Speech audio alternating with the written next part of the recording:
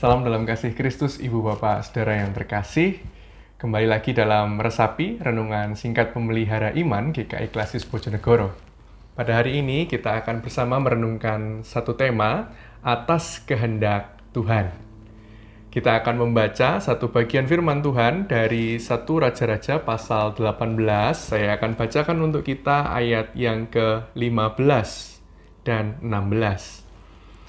1 Raja-Raja 18 ayat 15 dan 16.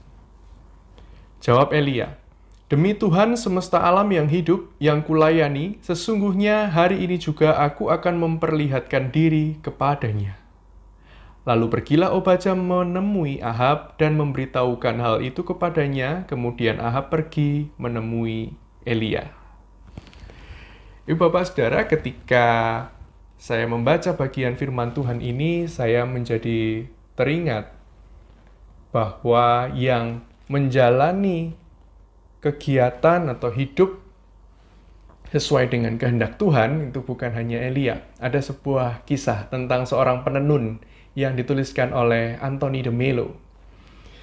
Di satu desa di India, hiduplah seorang penenun yang sangat saleh.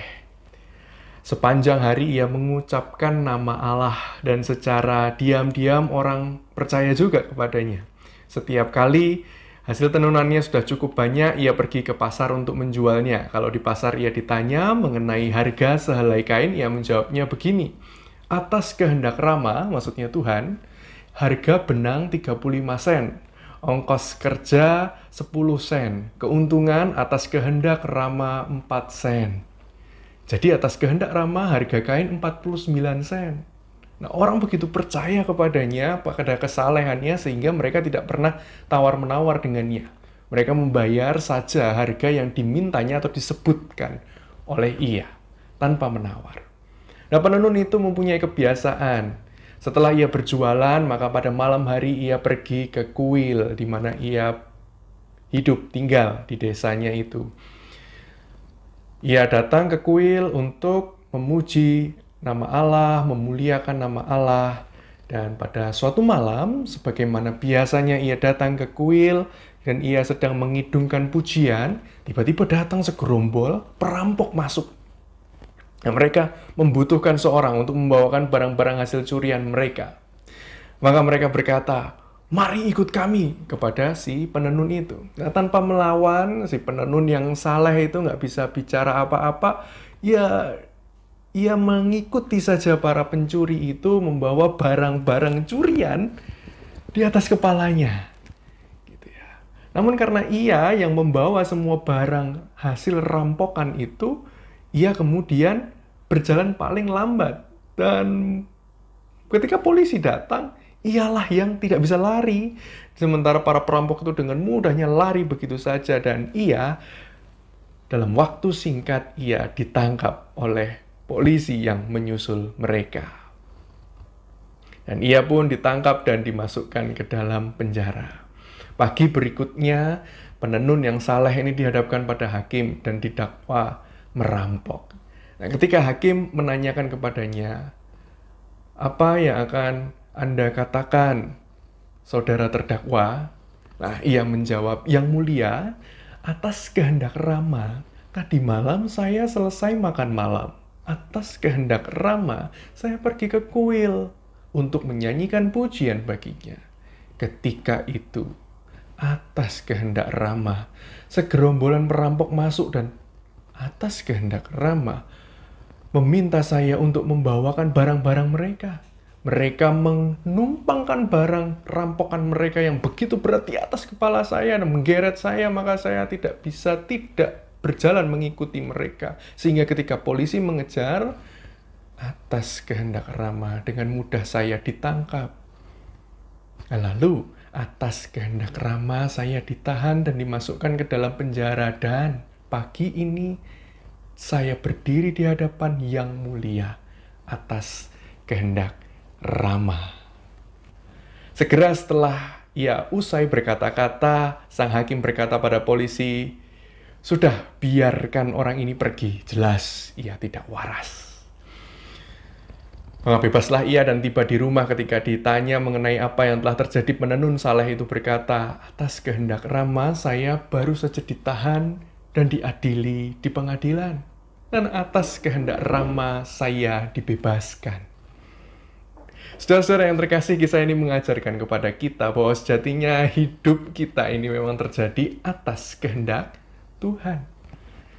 Bukan hanya hidup sang penenun Saleh di India dalam cerita yang dituliskan oleh Anthony de Mello, tapi lihatlah pula apa yang dialami oleh Elia, sang nabi Tuhan, yang terancam dibunuh oleh Raja Ahab.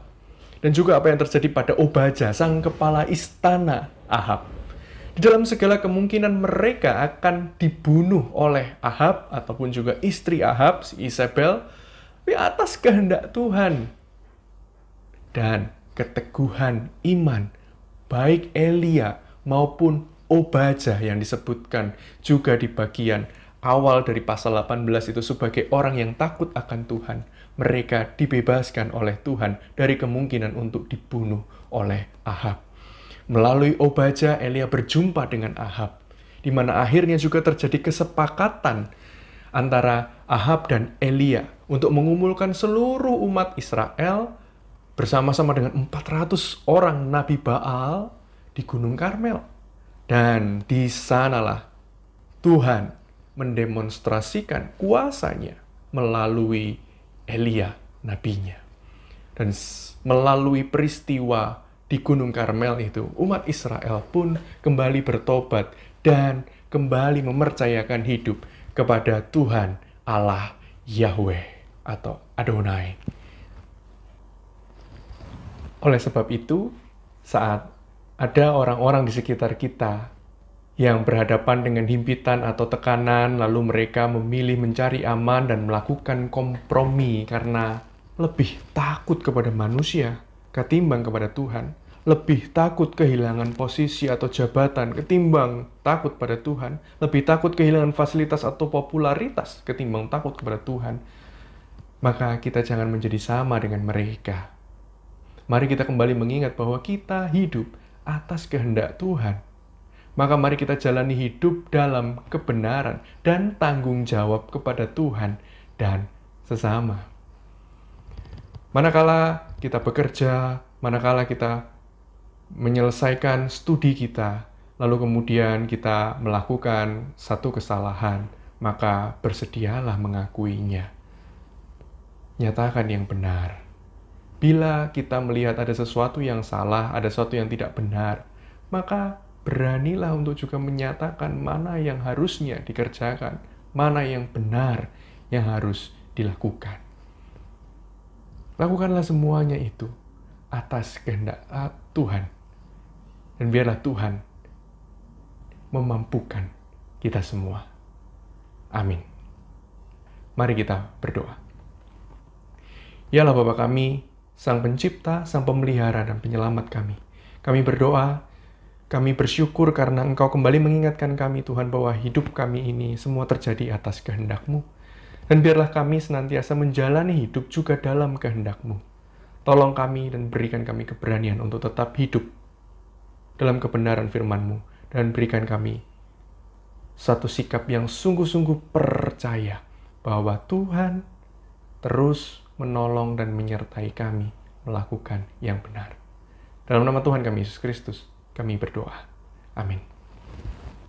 Ibu Bapak Saudara, percayalah, atas kehendak Tuhan, kita pun dapat dipakai untuk menyatakan kehendak Tuhan di bumi ini. Tuhan memampukan kita.